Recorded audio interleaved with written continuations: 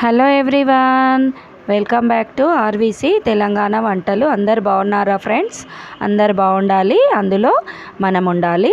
ఈరోజు నేనైతే potato footballs అయితే చూపిస్తున్నాను. చూడండి, ఒక పావు కేజీ పొటాటోస్ అయితే నేను కుక్కర్లో పెట్టి ఒక 1 విజిల్ వచ్చాక తీసి పొట్టు తీసేసి మొత్తం స్మాష్ చేశాను ఫ్రెండ్స్. అందులో 4 చెంచాలు మనం కార్న్ఫ్లోరు, 2 పచ్చిమిర్చి, హాఫ్ కట్ట కొత్తిమీర, హాఫ్ స్పూను ఉప్పు అనేది వేసుకొని మొత్తము పిండి అంతా ఇలా కలుపుకోవాలి. వీడియోలో చూపించిన విధంగానైతే కలపండి ఫ్రెండ్స్. అబ్జర్వ్ అయితే చేయండి, నేను ఎలాంటి వాటర్ కానీ ఆయిల్ కానీ యూజ్ అయితే చేయలేదు. మనకు పొటాటోలో ఉన్న వాటరే సరిపోతాయి అన్నమాట. చూడండి, బాల్స్ అయితే అలా చేసుకోవాలి.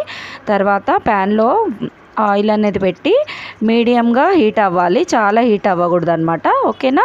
మనం ప్రిపేర్ చేసుకున్న బాల్స్ అన్నీ ఒకటొకటి అన్నీ ఆయిల్లోకి అయితే డ్రాప్ చేసుకొని వేయగానే కదిలియద్దు ఫ్రెండ్స్. ఒక 2 మినిట్స్ అయ్యాక కదిలించాలి, అప్పుడు కింద స్టిక్ అవ్వకుండా లేస్తాయి అన్నమాట. చూడండి, ఇంకొక 5 మినిట్స్ అయితే పడతాయి. ఇట్లా 1 మినిట్కి మనం కదిలిస్తూ ఫ్రై అయితే చేసుకోవాలి. చూడండి, నేనైతే తీసేస్తున్నాను. గోల్డెన్ బ్రౌన్ అయితే వచ్చాయి.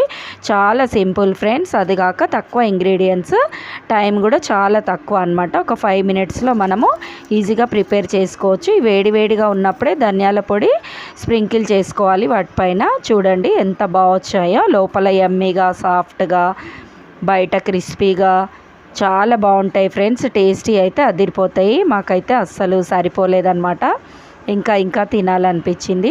చూడండి, టొమాటో కచప్ తోటి కూడా తినొచ్చు, అసలు ఏం అవసరం లేదు. మనం పచ్చిమిర్చి వేస్తాం కాబట్టి కచప్ పెడితే ఇంకా కొంచెం టేస్టీగా ఉంటుందన్నమాట. పిల్లలు అట్లనే తినరు కాబట్టి మీరు టమాటా కచప్ తోటి అయితే ఇవ్వండి పిల్లలకి. ఇంకొక స్మాల్ రిక్వెస్ట్ ఫ్రెండ్స్, ఎవరైనా నా ఛానల్లోకి కొత్తగా వచ్చినట్టయితే ప్లీజ్ ఛానల్ అయితే సబ్స్క్రైబ్ చేసి సపోర్ట్ అయితే చేయండి ఫ్రెండ్స్. మరిన్ని ఇలాంటి మంచి వీడియోలకైతే ఛానల్ సబ్స్క్రైబ్ చేయండి. Bye bye.